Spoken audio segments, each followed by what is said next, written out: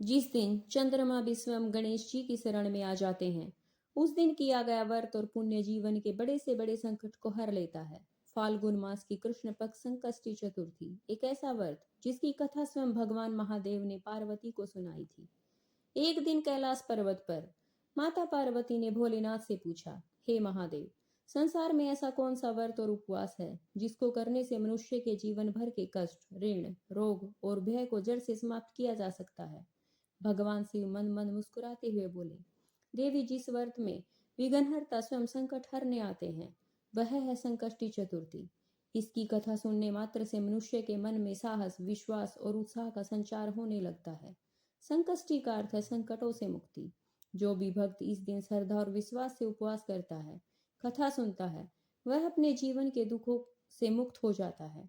यह व्रत चंद्र दर्शन के बाद ही पूर्ण होता है, क्योंकि चंद्रमा मन का कारक है और भगवान गणेश मन के विकारों को शांत करके प्रेम, सकारात्मक विचारों का प्रवाह करते हैं। सभी भक्तगण भगवान गणेश की कथा सुनते हुए लाइक करें।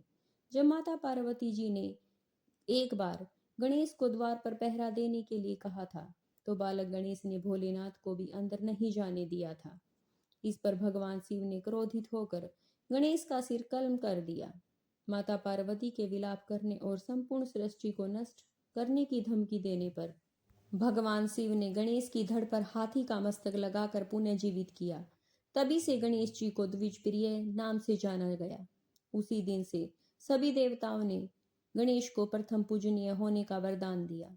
उस दिन चतुर्थी तिथि थी, इसलिए जो भी भक्तगण चौथ के दिन श्रद्धापूर्वक कहानी सुनकर व्रत करता है, उसके जीवन में खुशियों का आगमन शुरू हो जाता है। आइए एक अन्य पौराणिक कथा सुनते हैं। प्राचीन समय की बात है। एक सज्जन और धर्मनिष्ठ वृद्ध अपने भरे पूरे परिवार के साथ रहते थे। उनके साथ बेटे और बहुएं थी, पोते पोतियां, भरा पूरा परिवार। सभी बेटे अलग अलग रहते थे, किंतु छोटा बेटा गरीब था, परंतु मेहनती व ईमानदार, कर्तव्यनिष्ठ था। एक दिन वृद्ध ने अपनी सभी बेटे बहुओं को बुलाकर अपनी जिम्मेदारी सौंपी। साथ ही उन्होंने कहा कि तुम गणेश का व्रत किया करो, कथा सुना करो। 6 बड़ी बहुओं ने उनकी बात नहीं मानी और यह कहकर अपमान कर दिया कि वे गणेश को नहीं जानती, न ही उनसे कोई व्रत होगा। परंतु छोटी बहू, जो धर्मपरायण और कर्तव्यनिष्ठ थी, उसने अपने ससुर की बात मानकर चतुर्थी के दिन व्रत करना शुरू कर दिया। एक दिन चतुर्थी के दिन अचानक वृद्ध की तबीयत खराब हो गई। उसे उल्टी दस्त होने लगी। बहू ने पूरा दिन रात अपने ससुर की सेवा की और उनके शरीर को धोया और पोंछा। ससुर की सेवा करते करते मन ही मन भगवान गणेश का चिंतन और मनन करती रही। गणेश जी बहू की कर्तव्य परायणता और सेवा भाव को देखकर प्रसन्न हुए। उसके ससुर को स्वस्थ कर दिया और धीरे धीरे उसके पति का काम अच्छा चलने लगा। कुछ ही वर्षों में वे भी धनवान बन गई।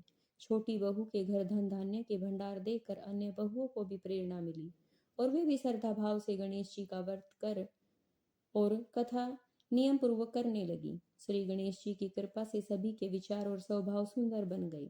भक्तों, जो भी भगवान में श्रद्धा और विश्वास रखकर अपने कर्तव्यों का पालन करता है, उसके रास्ते में आने वाली सभी कष्ट और बाधाएं भगवान स्वयं हर लेते हैं। इस कथा को सुनने से मानसिक बल मिलता है।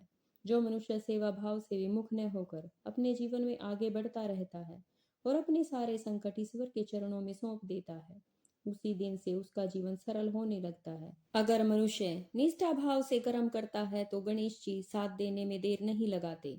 अगर आपको यह कथा भावपूर्ण लगी हो तो अपने मित्रों के साथ शेयर करें। अगर अभी तक चैनल सब्सक्राइब नहीं किया है तो चैनल सब्सक्राइब जरूर करें। कमेंट में ओम गण गणपते नमः लिखें ताकि भगवान गणेश जी की कृपा आप पर सदैव बनी रहे।